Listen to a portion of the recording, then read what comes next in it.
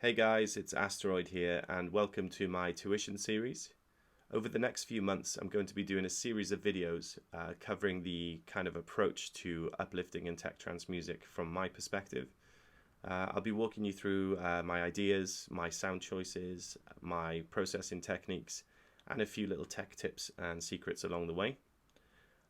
Today we're going to be looking at the sub-region, most important part of the track, or at least for some. It definitely is for me. Included in that, we're going to look at the kick drums and how they're EQ'd and compressed and processed, and also the same with the sub bass as well, so that we can get a nice tight kick and sub bass going. So I'm just going to dive right in. I like to have my kicks in MIDI format, so dragging a sample into Ableton Simpler so that I can have it sit tidier on the grid. However, you can just drag and drop the sample in as well, but I'm just going to go through the way that I do it. If we take a look at the Dave Parkinson samples today, just for the purpose of this video, to speed things up, they are actually some of the best on the market anyway.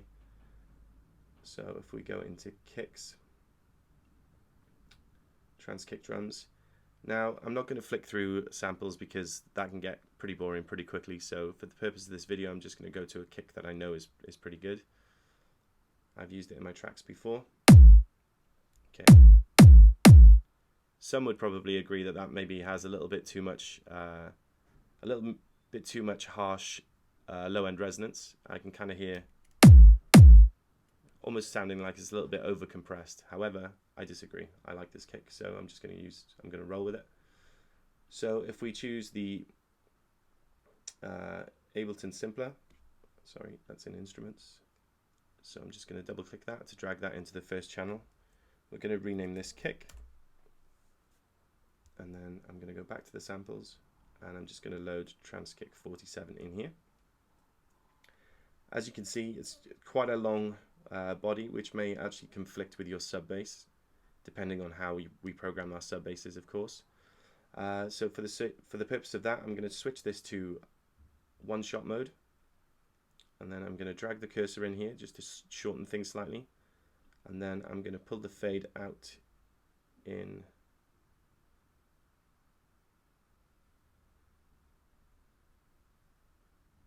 I don't know,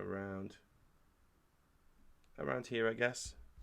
But again, we can check over that as we move forward.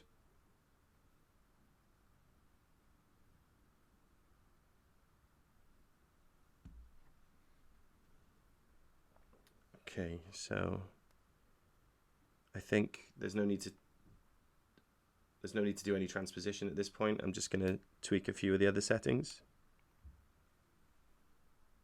I'm going to keep the volume around -12 just for now because we don't want it to peak too much. So I'm just going to draw in the grid here, or in the MIDI, sorry. So if we select 1.4 for kicks. Another thing to note as well, guys, if you are using Simpler, the Ableton default key is C3, and that's irrespective of what key the kick might actually be in. So when you're programming samples, always use C3 as the default MIDI key, if that makes sense. So if we drag that in, for example, my kick may actually be in A or G sharp or whatever, but you'd always program it in the MIDI as C3 for samples. It's just the way Ableton's default MIDI is set up. Okay, so I'm just going to highlight all these and I'm going to consolidate, so it's one clip, 8 bars long. Okay, so we're just going to take a listen to that.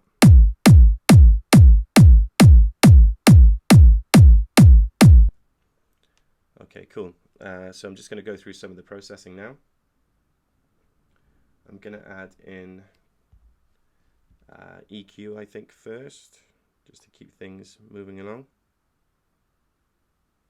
Actually, the first port of call, I'm going to introduce the utility function because I like to use this as a gain, but also just to click the mono button. I would always recommend to keep your kick and sub basses in mono where possible. So yeah, just going to click mono on there and keep that for the gain use as well, should we need it. Then I'm going to bring in an EQ8. So the first thing I would do is just roll off the low end at 30 Hertz because you can't hear down that low anyway. And you do get feel a buildup of energy in that section there if you have too much stuff going on down low. I usually give it a little boost around 100, I guess. I don't know, around 100, maybe 90. Just give it a little boost there, just tighten up the Q a little bit. This kick is pretty heavy in the low already, so you won't need too much. Also, a little cut around 200. You can sometimes type these in and hit enter, and then tighten up the Q a little bit again.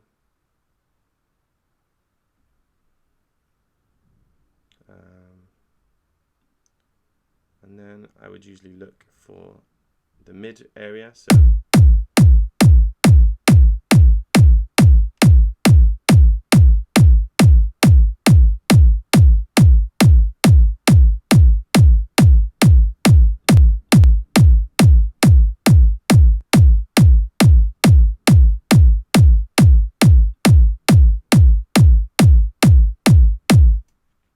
I'm not sure if you can hear the difference that that's making there. It's at around 3,200 kilohertz. So it just adds a little bit of brightness and sharpness to the attack. See if you can hear this now. Sorry, wrong one.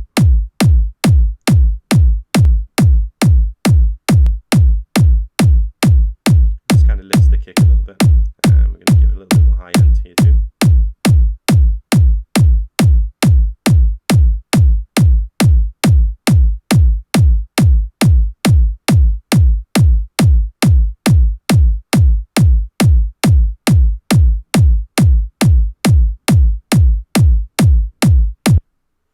Okay, so I'm gonna play it with the EQ disabled.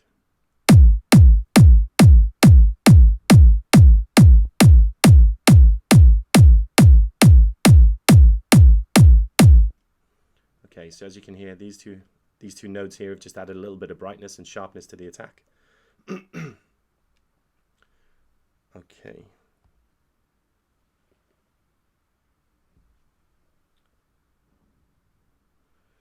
So what am I going to do next? I would normally go for some multiband dynamics. I think we'll see. The kick sounds okay at the moment, but I'm just going to add some multiband dynamics too. I don't really change any of the kind of frequency splits or anything here. I just add a little bit of output, but before that I'm just going to bring this down around 4 dBs because of the extra added amplitude.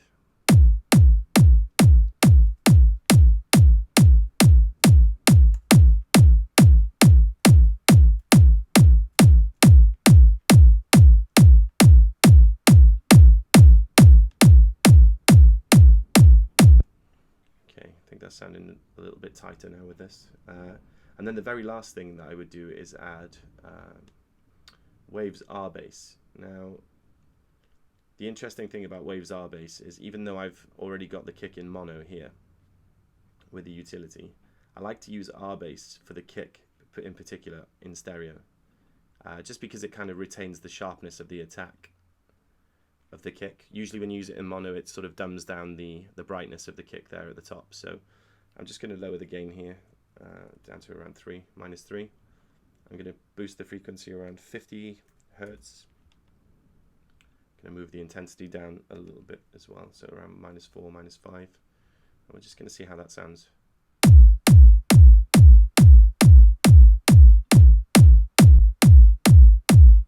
Okay, cool. So as you can hear there, it's just added a little bit of roundness to the low end and kind of taken away that fuzzy harshness.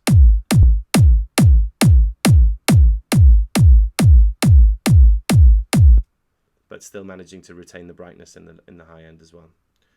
Okay, so that's about it for the kick usually. I may sort of tweak the EQ very small amounts, you know, as I'm going along, just to make sure that it fits well. For the purpose of this as well, I'm just going to check what key the kick is in. It's always kind of quite important if we do this, really. Audio effects. I'm going to use Ableton's Spectrum to do this. I'm going to make it a little bit bigger so you can see. And, okay.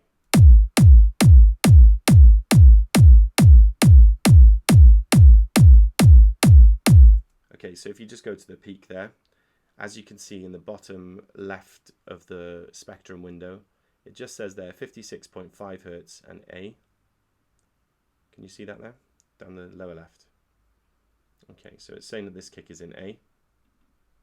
So perhaps then we could even move this R-bass stereo to 56 Hertz, which is around A. So it should just boost that A1 on the frequency spectrum. It'll just boost around A1 there, just to give it a little bit more harmonics.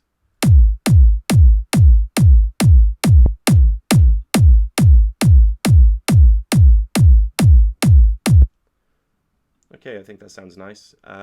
So now we're just going to jump in and add a sub bass. Okay, I'm just going to get rid of that. We're going to call this sub bass. I'm just going to get rid of this audio effect. It's one of my default channel strips there. Okay, so I'm going to go into audio effects. I'm going to add an audio effect track here for the sub bass. We're going to rename this sub bass or sub effects. And I tend to like Sylenth for sub basses. Most people tend to use, you know, Sylenth or Spire, but I find that Spire sometimes sounds a little bit kind of plasticky or metallic, a little bit too metallic. So I prefer the kind of warmth that I get from Sylenth. So if we load Sylenth in, where are you? There we go. And just for the purpose of this tutorial, I'm going to load in a preset that I already have, that I use often in my tracks, Subatomic.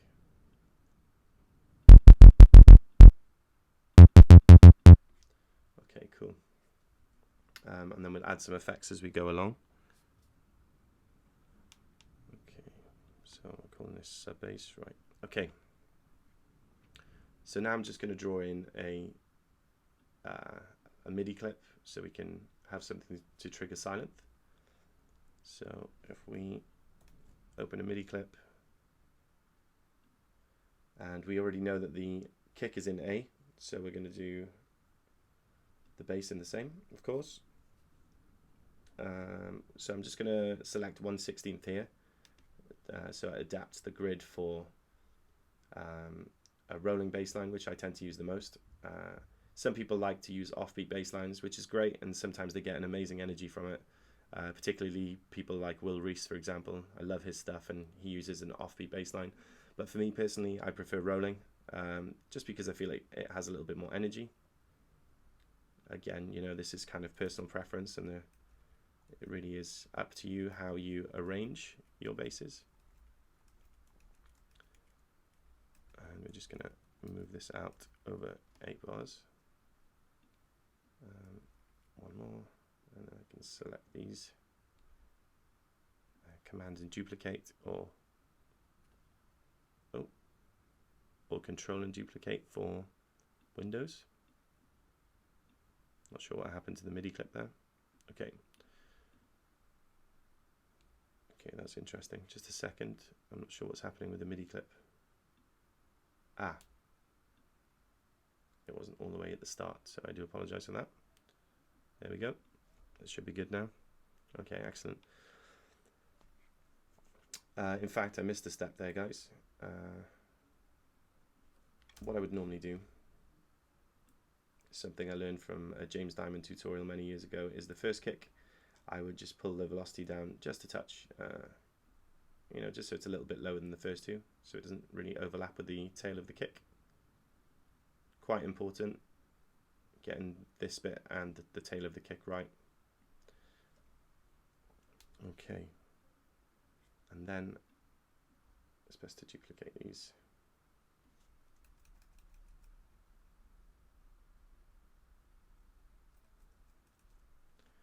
Okay, and now we have, so that your velocities should look something like that. Around about 70 I have it.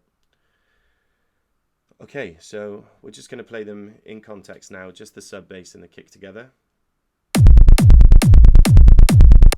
Okay, so as you can hear, that's too low an octave, so I'd select all, and then shift and the up arrow will move it an octave entirely in one go. So we'll try there.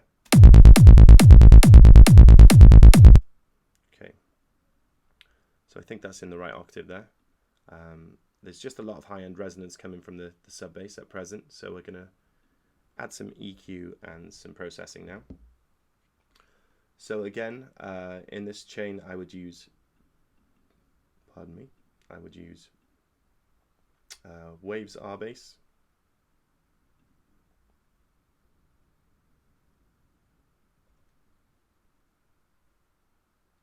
Oh, gone past it. Okay, Waves R bass. Where is it? Okay, cool. And this time we're going to use it in mono for the sub bass. And I'm going to move it down around 56 again where the kick is. Again, the intensity is going to be, I think, around -7 here. And I'm going to move the gain down to -3 as well. -3. And we'll just hear how that sounds first of all. Okay, so as you can hear, the first note is conflicting with the kick a lot there. I'm just going to add a little bit more low here. Okay, cool. So we're going to add some EQ now just to get rid of the annoying resonance in the bass sound. So I'm going to drop an EQ 8 in here in the rack. First thing I'm going to do, I'm just going to add the 30 Hertz low cut. And then I'm going to cut from the top as well, just to see how this sounds when we... I'm just going to move the high cut down through the spectrum so we can hear when the high end sort of resonance fades away.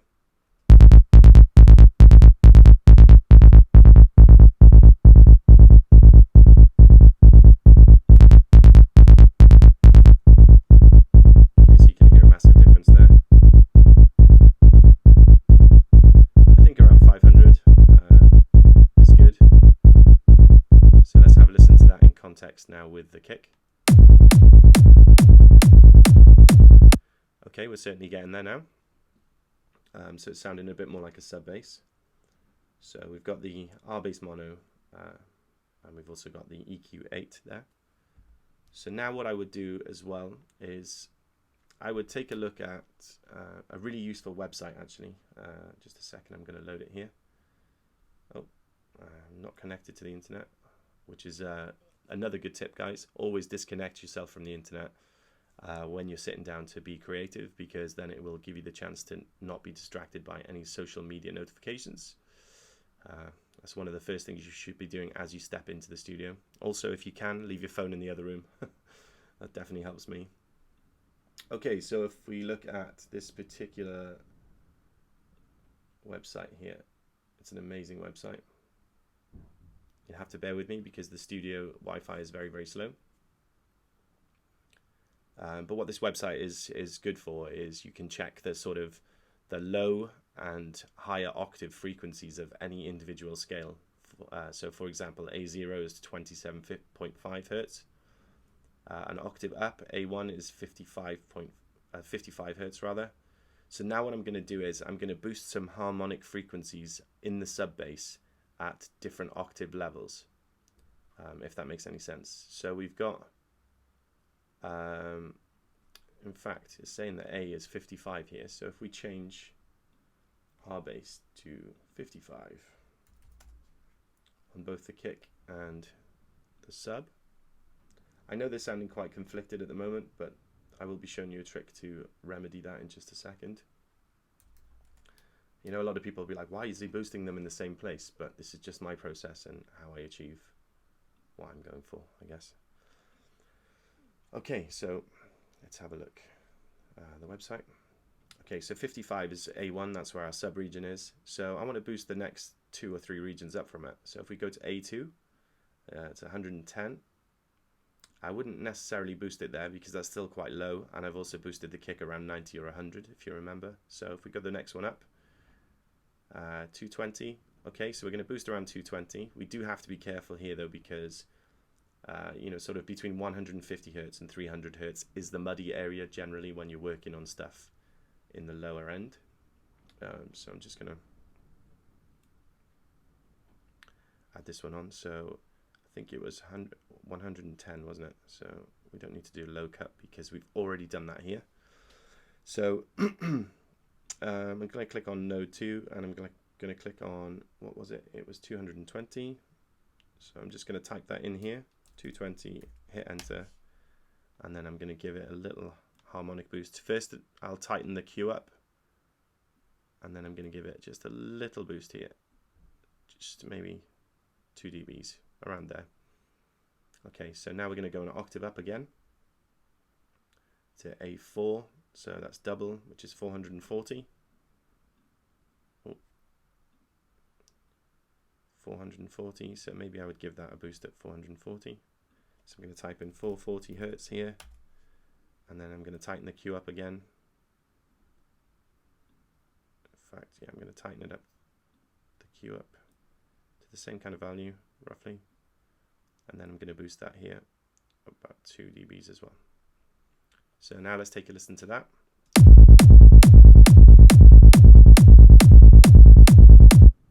Okay, cool. I think that sounds harmonically quite pleasing.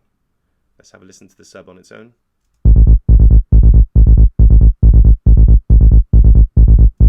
I'm happy with that. It sounds nice and clean and nice and round too. It's got plenty of low end presence and some nice harmonics as well.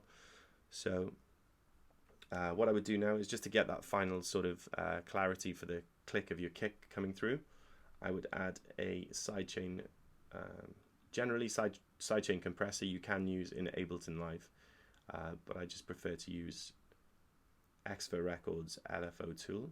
I highly recommend getting Lfo Tool if you don't already have it, and likewise with R-Bass from Waves.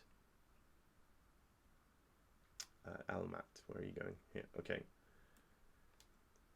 Okay, so if we add Lfo Tool as the last part on the chain, if you go to the sidechain presets that are already come with Lfo Tool, choose sidechain 6, just because I like where the decay time sits on here, and then I'm just gonna pull this down until we get a nice kind of clarity for the kick drum there.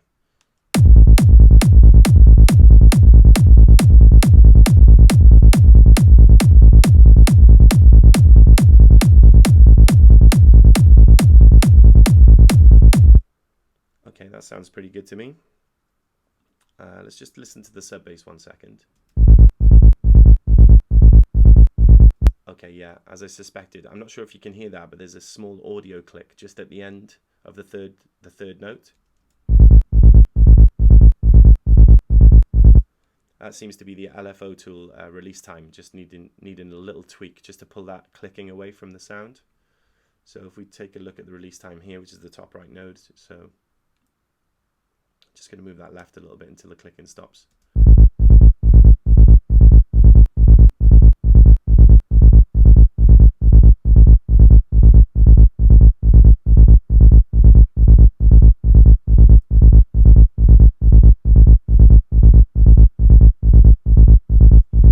Okay, I think that's good. So let's listen to them both together in context.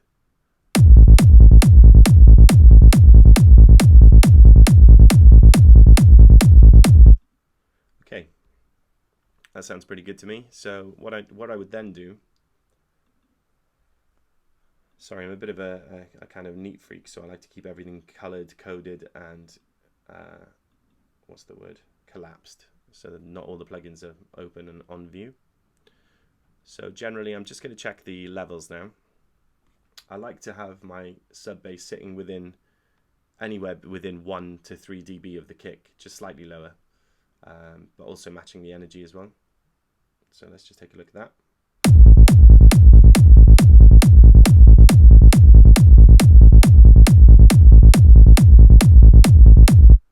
Yeah, so as you can see, the sub is a lot louder than the kick at the moment. So I'm just going to bring that down, say 5 decibels.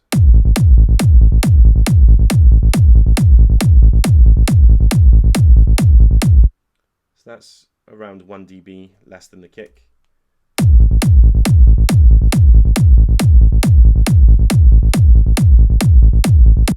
I think that around there, so it's around 2 dBs less than the kick there. Sorry, 1.2 dB less, because the kick is sitting at 7.93, so it's almost at -8, so minus 9.2, so it's around 1 dB lower. But that sounds kind of nice there to me.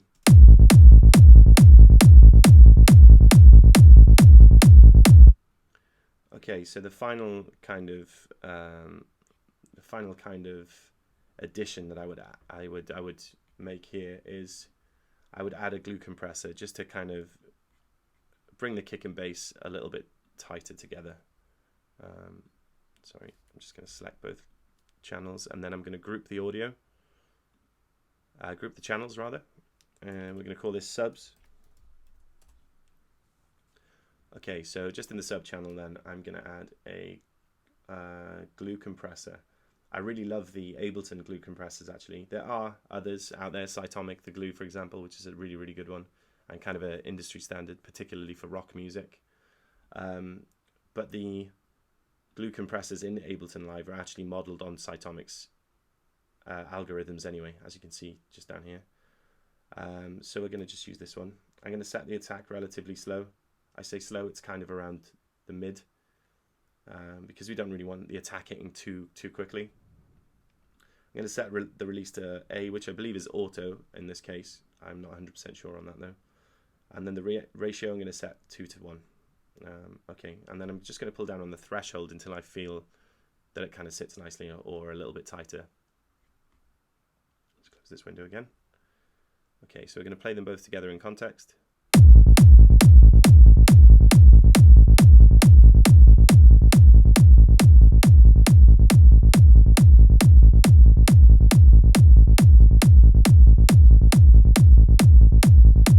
That sounds kind of nice, perhaps a little bit too heavy on the dry wet though, so I'm just going to make that 50% and see how it sounds.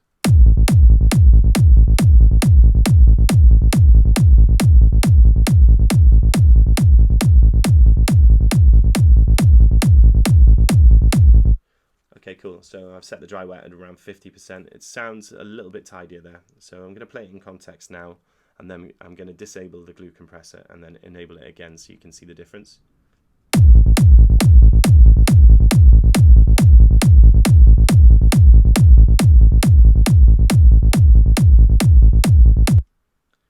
Okay, great. So I think the glue compressors just added that little bit of tightness. It's kind of, you know, allowed them to have a little bit more cohesion and sound a little bit nicer in the low end as well. Just a little bit tighter overall. So that's basically it. That's kind of all I really do for my kick and bass. You know, I may kind of jump back into the kick EQ every now and then. You know, if I feel it's getting a little bit lost, maybe I'll re-EQ the kick. But as a general rule, this is kind of what I do. I would like to say, guys, as well, that I'm happy to give away the course materials throughout the whole series. So anything we cover in these videos, I'm happy to give away the project file as well, with the kick sample and the sub bass preset that we've used and all the processing intact. So you'll get it exactly as it is now upon completion of each video. And so, yeah, I hope that you're able to learn something from this. I hope that you're able to take something away from it. And I would like to offer you guys the chance to leave some honest and open feedback on how you found the videos as well, and anything else you feel could have been covered. So, you know, it really is kind of a little bit more interactive so that we can work together to make these videos the best they can be for you. So yeah, that was the sub-region we looked at today. I'm Asteroid, and thank you very much for watching.